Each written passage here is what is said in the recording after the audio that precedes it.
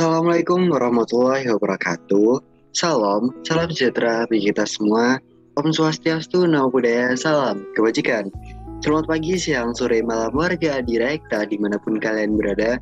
Semoga kalian sehat dan baik-baik saja. Kembali lagi denganku, Eko Nugroho. Ini adalah video lanjutan dari teori audit atas penjualan dan piutang usaha. Yang mana video pertama kita udah ngebahas terkait audit atas penjualan. Nah, di sini kita akan ngebahas terkait audit atas piutang usaha. Oke, check it out. Nah, di sini terkait pengujian atas saldo piutang usaha, yaitu metodologi for designing test of the total of balance for account receivable. Namanya aja tadi kan kita udah ngebahas nih, kalau dia income statement itu berarti kita fokusnya itu ke transaksi. Tapi kalau dia itu balance sheet atau SOFP, dia itu fokusnya kemana? Fokusnya adalah ke TODB atau test of the total balance, ke saldonya, jadi bukan transaksi. Kalau yang tadi sales itu fokus ke transaksi, kalau ini kita fokusnya adalah ke saldonya. Nah, jadi dari tahap-tahap pertama itu kayak identify client business risk affecting account receivable, terus kita set performance materiality-nya, terus kita assess a control risk for sales and collection cycle-nya, terus design and perform test of control and substantive test of transaction for sales and collection cycle untuk tahap selanjutnya. Dan tahap selanjutnya terkait design and perform analytical procedure for account receivable balance, dan tahap yang terakhir terkait yang paling penting adalah desain TODB-nya, test of detail balance terkait account receivable to satisfy balance related audit objective. Nah, karena di sini kita fokusnya ke TODB, ke saldo, maka ya hubungannya itu kan sama Irokova. Nah, kalau yang tadi itu di sales itu kita bahas transaksi ojo acuk plus, kalau ini Irokova adalah existence, row-nya itu adalah right and obligation, tapi karena ini bahas AR berarti right itu ada di paling, nah ini right, co itu completeness, valuation and allocation. Nah, di sini valuation and allocation itu terbagi menjadi akurasi, klasifikasi, cut off, total tie-in, dan residual value gitu. Nah, karena ini AR, maka fokus kita adalah ke bagian right-nya. Nah, di sini tujuan khusus audit terkait saldo akun receivable. Kalau eksisten ya berarti semua piutang usaha yang tercatat ada pada tanggal neraca. Jadi ya emang ada AR-nya gitu. Terus completeness, semua piutang usaha yang udah ada itu udah dihitung dan dimasukkan dalam rincian daftar piutang usaha secara lengkap. Nah, valuation and allocation itu terbagi menjadi akurasi, yaitu jumlah piutang usaha pada pencatatan klien dinyatakan secara tepat. Terus classification, setiap piutang usaha telah diklasifikasikan dengan benar. Cut off, bisa batas piutang usaha telah tepat. Total tie-in, piutang usaha dalam rencana saldo sama dengan jumlah file induk terkait, dan totalnya telah ditambahkan dengan benar serta sama dengan buku besar umum. Realizable value, piutang usaha dinyatakan pada nilai realisasinya. Dan rate, yaitu klien memang memiliki hak atas piutang usaha tersebut. Nah, selangkah selanjutnya setelah kita udah tahu nih masing-masing asersi terkait TODB-nya, maka kita rancang pengujian atas saldonya. Nah, dalam pengujian saldo piutang, konfirmasi piutang merupakan pengujian yang paling penting. Karena apa ya? Karena konfirmasi adalah bentuk independen terkait bukti yang paling dapat dipertanggungjawabkan, paling reliable lah. Nah, yang pertama, piutang ditambahkan dengan benar dan sama dengan file induk serta buku besar total tie-in-nya. Nah, auditor itu menguji informasi yang ada pada agent trial balance menyangkut total tie-in sebelum pengujian lainnya.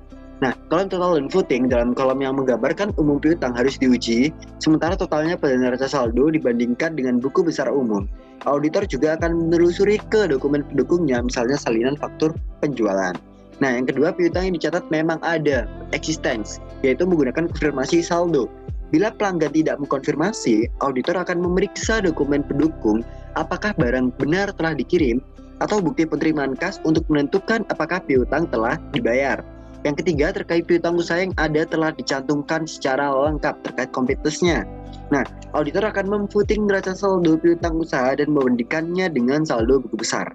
Pengujian kelengkapan cukup sulit karena auditor jarang melakukan konfirmasi terhadap pelanggan yang saldo piutangnya 0 atau terhadap pelanggan baru yang belum dicatat piutangnya.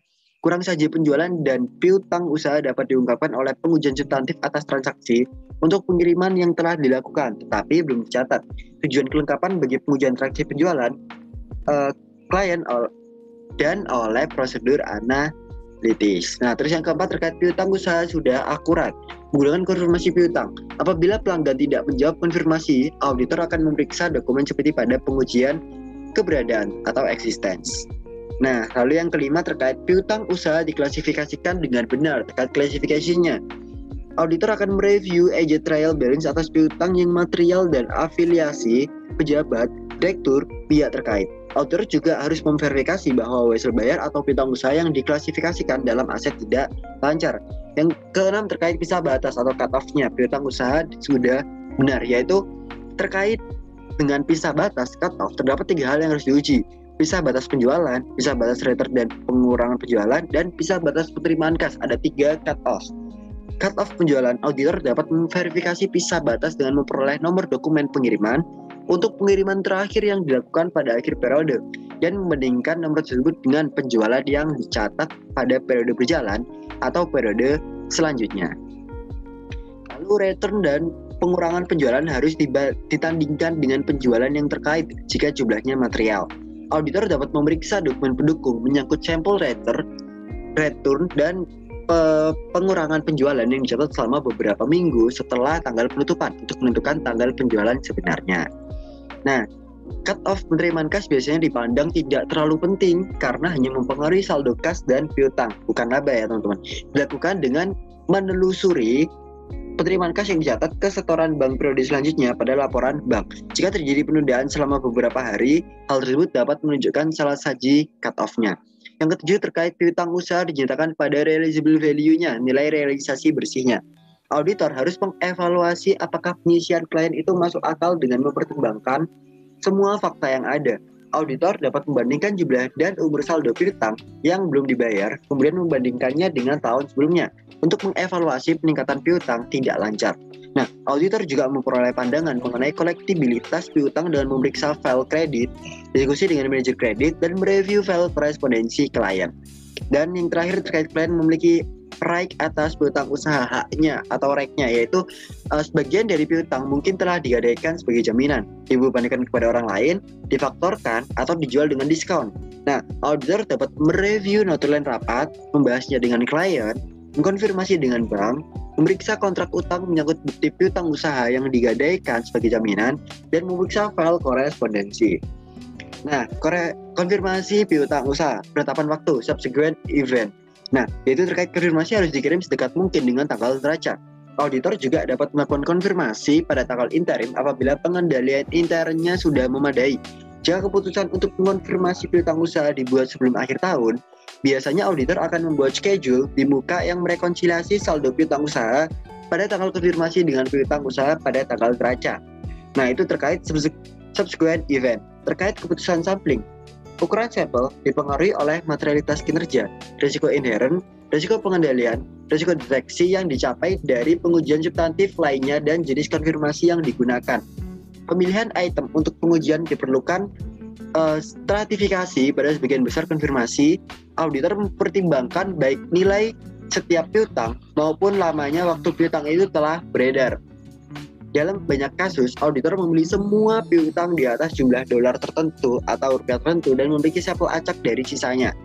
Verifikasi alamat dan pelaksanaan pengendalian. Itu terkait auditor harus mempertimbangkan pelaksanaan prosedur tambahan apabila alamatnya adalah kotak pos atau alamat email tidak sesuai dengan alamat situs web pelanggan. Nah, auditor harus menyelenggarakan pengendalian konfirmasi hingga balasannya dikembalikan oleh pelanggan. Nah, balasan konfirmasi dari pelanggan harus dikirimkan ke alamat KP. KP juga harus menulis alamatnya sebagai alamat pengirim konfirmasi agar surat yang dikirim yang akan diterima oleh KP. Nah, menindaklanjuti non-respon. Terkait menindaklanjuti non-respon, yaitu jika konfirmasi positif digunakan, standar auditing mensyaratkan prosedur tindak lanjut untuk konfirmasi yang tidak dikembalikan oleh pelanggan dengan mengirimkan konfirmasi kedua bahkan ketiga. Apabila masih tidak ada respon, diperlukan prosedur alternatif. Subsequent cash receipt, yaitu adanya pembayaran menunjukkan bahwa piutang tersebut memang ada. Dengan faktur penjualan, yaitu memverifikasi penerbitan faktur penjualan aktual dan tanggal penagihan aktual. Nah, kalau dokumen pengiriman itu terkait menentukan apakah pengiriman telah benar dilakukan dan pengujian bisa batas. Kalau korespondensi dengan klien, yaitu korespondensi dapat digunakan untuk mengungkapkan piutang yang diperselisihkan dan yang meragukan yang tidak terungkap oleh cara lainnya. Nah, analisis perbedaan. Apabila ada jawaban konfirmasi yang berbeda, auditor harus menentukan penyebab setiap perbedaan yang dilaporkan. Nah, auditor harus membedakan perbedaan waktu dengan perbedaan yang merupakan salah saji. Pembayaran telah dilakukan, yaitu harus diselidiki dengan cermat untuk menentukan kemungkinan salah saji bisa batas penerimaan kas, lapping, atau pencurian kas. Barang belum diterima, menentukan kemungkinan pelanggan tidak menerima barang sama sekali atau keberadaan salah saji bisa batas pada catatan klien. Lalu barang telah dikembalikan, yaitu kelalaian klien untuk mencatat memo kredit dapat diakibatkan oleh perbedaan waktu atau pencatatan retur dan pengurangan penjualan yang tidak tepat, kesalahan klerikan dan jumlah diperdebatkan. Nah, dari kesimpulannya, jika semua perbedaan telah diselesaikan, termasuk yang ditemukan dalam melakukan prosedur alternatif, auditor harus mengevaluasi ulang pengendalian internnya. Auditor juga harus menggeneralisasi dari sampel ke populasi piutang usaha secara keseluruhan. Auditor harus selalu mengevaluasi sifat kualitatif salah saji yang ditemukan dalam sampel, tanpa memandang jumlah rupiah salah saji populasi yang diestimasi. Ini dalam mata uang ya teman-teman. Meskipun salah saji yang diestimasi lebih kecil dari maturitas kinerja untuk piutang usaha, salah saji yang ditemukan dalam sampel dapat jadi masalah yang lebih serius. Nah, keputusan akhir mengenai piutang usaha dari penjualan adalah apakah bukti yang mencukupi telah diperoleh melalui pengujian pengendalian dan pengujian spekulatif atas transaksi, prosedur analitis, prosedur visa batas, konfirmasi, dan pengujian substantif lainnya untuk menjustifikasi penarikan kesimpulan mengenai kebenaran saldo yang dinyatakan. Nah, rincian program audit saldo, siklus penjualan, dan penagihan. Ini format kinerjanya. Yang pertama, dapatkan neraca saldo umur piutang dan telusur saldo gabung besar. Ini contoh-contoh prosedur audit ya teman-teman. Jadi ini bisa disesuaikan dengan kasus yang ada. Contohnya seperti ini, dapatkan neraca saldo, terus gunakan perkatuan audit untuk mengukur dan menghilangkan neraca saldo yang sudah tua, tinjau ulang saldo percobaan umur yang besar dan piutang yang tidak biasa, hitung prosedur analitis yang ditunjukkan dalam jadwal audit lanjutan, terus meninjau piutang, menanyakan kepada manajemen apakah ada pihak berelasi, wesel atau piutang jangka panjang yang termasuk dalam neraca saldo, menelaah risalah rapat dewan direksi, terus telusuri 10 akun dari neraca saldo lama ke file induk piutang usaha untuk menguji kebenaran umur dan saldo, terus telusuri 5 akun dari file induk piutang ke neraca saldo lama, konfirmasi piutang, gunakan konfirmasi positif, lalu lakukan prosedur alternatif untuk semua konfirmasi yang tidak dikembalikan pada permintaan pertama atau kedua, diskusikan dengan manajer kredit kemungkinan mengumpulkan rekening lama, lalu mengevaluasi apakah penyisian tersebut memadai setelah melakukan prosedur audit lain untuk kolektibilitas piutang. Terus yang ke-14 terkait pilih 20 transaksi penjualan terakhir dari penjualan tahun berjalan dan 20 transaksi pertama dari tahun berikutnya, dan telusuri masing-masing ke dokumen pengiriman terkait, periksa tanggal aktual pengiriman dan catatan yang benar. Dan yang terakhir prosedurnya adalah tinjau retur dan potongan penjualan yang besar sebelum dan sesudah tanggal neraca untuk menentukan apakah mereka dicatat dalam periode yang benar. Nah, jadi ini adalah terkait audit atas piutang usaha. Nah, untuk case-nya mungkin setelah ini akan ada video terkait case yang relate pada tugas kita di TM 3. Terima kasih atas perhatiannya teman-teman. Mohon maaf atas kekurangannya. Kita akan ketemu lagi di lain kesempatan. See you. Wassalamualaikum warahmatullahi wabarakatuh.